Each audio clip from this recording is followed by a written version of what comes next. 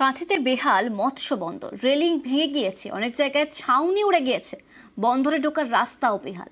মৎস্যজীবীদের চরম দুর্ভোগ, আর এ নিয়েই তুঙ্গে উঠেছে রাজনৈতিক তরজা।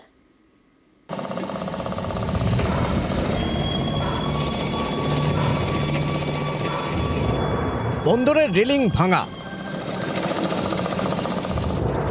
বন্দরের ছাউনি উড়ে গিয়েছে, বন্দরে ঢোকার রাস্তা বেহাল। মেদিনীপুরের কাঁথির পেটুয়াঘাট মৎস্য বন্দর পূর্ব ভারতের অন্যতম বড় মৎস্য বন্দর। বঙ্গোপসাগর উপকূলের এই বন্দরই এখন বেহাল। মৎস্যজীবীদের অভিযোগ, আমফানে মৎস্য বন্দরের রেলিং ভাঙে, ছাদও ভাঙে। তারপর থেকে একের পর এক ঝড়ে বন্দরের ক্ষতি হয়েছে, কিন্তু মৎস্য বন্দরের মেরামতি হয়নি। অনেক সময় 30 কিলোমিটার দূরে দীঘা আড়তে গিয়ে মাছ বিক্রি করতে হয়। বেহাল বন্দরে মৎস্যজীবীদের দুর্ভোগের এক শেষ। এ নিয়ে প্রশাসনকে জানিয়ে কোনো লাভ হয়নি বলে দাবি মৎস্যজীবীদের। বন্দর এইগুলো ভগ্ন অবস্থায় চলে যাচ্ছে। 1 নম্বর জেটি পুরো বিমগুলো নষ্ট হয়ে গেছে। কতবার বলেছি কর্তৃপক্ষকে, কিন্তু তার কোনো সুরাহা নেই।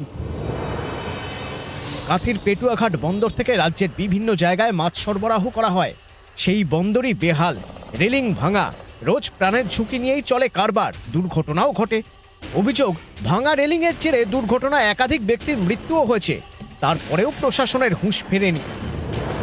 এই জেটিতে অনেক ভাঙার জন্য অনেক মানুষ পড়ে মৃত্যু হয়েছে। অফিসে বলার পরে কোনো স্টেপ নিচ্ছে না, বলছে হ্যাঁ করে দিব, কিন্তু কাজের কাজ কিছু হচ্ছে না। এ রাজ্য সরকারের ভাড়েমা ভবানী অবস্থা। সবগুলো চাঙড় খুলে পড়ছে, বিম ভেঙে গেছে, আর কোনো হেলদোল নেই। এরা কাজের মান এত নিম্ন এবং টাকা এত নয়ছয় করেছে, কোনো জায়গাতে কোনো কিছু যে হয়নি গোটা পশ্চিমবঙ্গের মানুষ দেখছে। আমফান ঝড়ের পর মৎস্য বন্দরের বেহাল অবস্থা তৈরি হয়েছিল। পরবর্তীকালে 40 কোটি টাকা বরাদ্দ হয়েছে, টেন্ডার হয়েছে। যে এজেন্সি টেন্ডার ধরেছেন তিনি কাজ করছেন। পূর্ণাঙ্গ রূপে মৎস্য বন্দরকে রিপেয়ারিংয়ের কাজ চলছে।